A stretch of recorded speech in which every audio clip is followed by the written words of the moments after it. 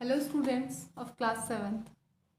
आज हम आपका चैप्टर नंबर 35 निबंध वाला चैप्टर स्टार्ट कर रहे हैं। हम देखेंगे कि इसमें निबंध कैसे लिखा जाता है। सबसे पहले हम देखते हैं निबंध होता क्या है। निबंध का अर्थ होता है बंधा हुआ। बंधा हुआ यानी एक सूत्र में जो बंधी हुई रचना होती है उसको हम क्या कहते हैं, निबंध। निबंध जो है वो किसी भी विषय पर लिखा जा सकता है, लेकिन साधारणतः नॉर्मली क्या होता है, निबंध के जो विषय होते हैं वो परिचित विषय होते हैं, यानी जिनके बारे में हम देखते हैं, सुनते हैं और जिनके बारे में हम पढ़ते रहते हैं। जैसे हमारी समस्याएं हैं, विभिन्न प्रकार की राष्ट्रीय त्यौहार है, धार्मिक त्यौहार है, मौसम है, इस टाइप से। ठीक है। अब देखो कि जो एक अच्छा जो निबंध लिखते हैं उसमें हमको कुछ बातों का ध्यान रखना होता है। तो सबसे पहले हम देखते हैं कि हमें क्या क्या उसमें ध्यान रखना है। तो निबंध लिखने के लिए जो निबंध का जो विषय है उस पर हमको और जानकारी लेनी चाहिए। सबसे पहले हम उस पर जानकारी प्राप्त करें, फिर उसके बाद निबंध की रूपरेखा बनाए, यानी कि उसकी आउटलाइन बनाए कि हमको क्या क्या उसमें लिखना है। फिर आप अपने विचारों को व्यवस्थित रूप दें। फिर निबंध की जो भाषा है वो सरल होनी चाहिए, स्पष्ट और प्रभावशाली यानी इफेक्टिव होनी चाहिए, और इजी लैंग्वेज होनी चाहिए, कोई भी उसको पढ़कर समझ पाए ऐसी लैंग्वेज होनी चाहिए।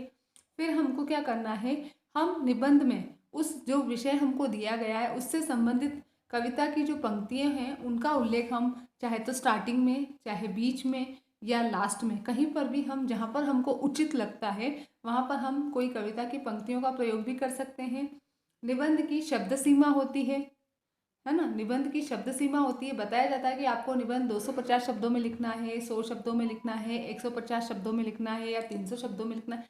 जितना भी है कि आपको शब्द सीमा बताई जाती है उस शब्द सीमा के अकॉर्डिंग ही आपको निबंध लिखना है। आपको फालतू की व्यर्थ की बातें उसमें नहीं लिखनी है और ना ही आपको अपने टॉपिक से हटना है। अच्छा, उस विषय से संबंधित जो सभी पहलू हैं उस पर आप अपने विचार प्रकट करोगे। जो और निबंध में आप जितने अनुच्छेद लिख रहे हो यानी जितने पैराग्राफ लिख रहे हो सभी एक दूसरे से जुड़े हुए होने चाहिए, लिंक्ड होने चाहिए। फिर आपको जहाँ पर लगता है कि भाषा की शुद्धता होनी चाहिए, उसमें काट फास लेख की स्वच्छता होनी चाहिए, और जहाँ पर विराम चिन्ह लगाना है वो वहाँ पर आपको विराम चिन्ह के लगाने पर भी ध्यान देना चाहिए। ठीक है। अब आपको पता चल गया होगा कि एक अच्छा निबंध लिखते समय आपको किन किन बातों का ध्यान रखना है। अब हम देखते हैं निबंध के अंग। निबंध के 3 अंग होते हैं। सबसे पहले तो होती है उसकी भूमिका।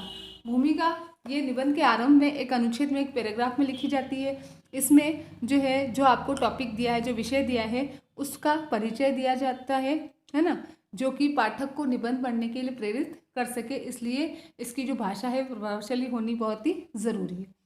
फिर उसके बाद पहले आपने उसका इंट्रोडक्शन दे दिया भूमिका में, फिर आपने विषय विस्तार। विषय विस्तार में आपको 3 से 4 पैराग्राफ लेने हैं और उस विषय के जो विभिन्न अलग अलग जो पहलू है उस पर अपने विचार प्रकट करने हैं। आपको क्या करना है, हर एक पैराग्राफ में, हर एक अनुच्छेद में एक एक पहलू पर विचार करना है और उसको लिखना है। फिर लास्ट में आता है आपका उपसंहार यानी कि कंक्लूजन। क्या आता है, कंक्लूजन। कंक्लूजन या उपसंहार जो कि निबंध के अंत में यानी लास्ट में लिखा जाता है। इसमें क्या करते हैं कि निबंध में जितनी भी बातें लिखी गई हैं उनको समरी के रूप में यानी सार के रूप में एक पैराग्राफ बनाकर लिख दिया जाता है, और इसमें आप चाहो तो संदेश भी लिख सकते हो, उसमें संदेश भी लिखा जा सकता है। समझ में आ गया। निबंध के 3 अंग होते हैं। भूमिका जिसमें आप इंट्रोडक्शन देते हैं, परिचय करवाते हैं। विषय विस्तार जिसमें अलग अलग पहलुओं पर विचार बताते हैं, और उपसंहार जो कि पूरे निबंध का सार होता है। पूरे निबंध में आपने जो जो भी कहा है वो आपको एक पैराग्राफ बनाकर उसमें लिखना होता है। फिर है निबंध के प्रकार। अब निबंध जो है वो किस किस प्रकार के होते हैं, तो निबंध होते हैं 4 प्रकार के। कितने प्रकार के, 4 प्रकार के। पहला होता है विवरणात्मक।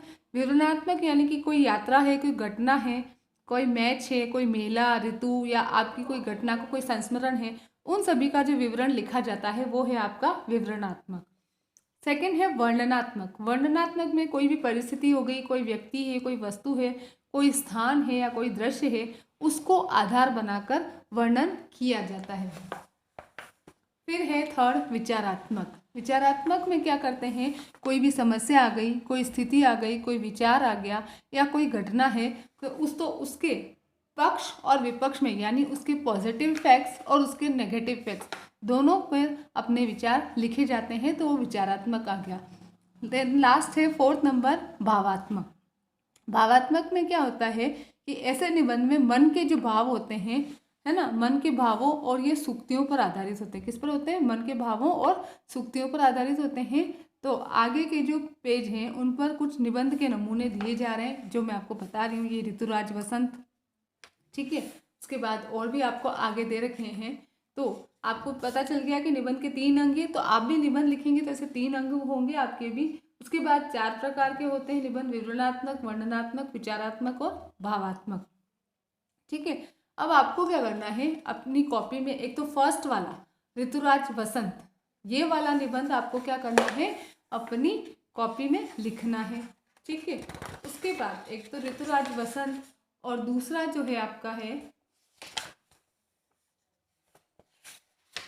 निबंध नंबर है आगे वाला लास्ट,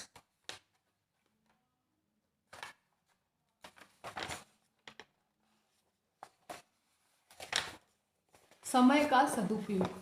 ऋतुराज वसंत फर्स्ट वाला जो निबंध है वो, और लास्ट जो 9 नंबर वाला जो निबंध है समय का सदुपयोग। आपको क्या करना है, ये दोनों निबंध अपनी कॉपी में बहुत ही सुंदर सुंदर राइटिंग में लिखने हैं, कंप्लीट करने, ठीक है। इनको, इन दोनों में से कोई भी आपके एग्जाम में आ सकता है, तो इसलिए आपको फर्स्ट वाला और 9 नंबर वाला अपनी कॉपी में लिखना है और सुंदर सुंदर राइटिंग में लिखना है।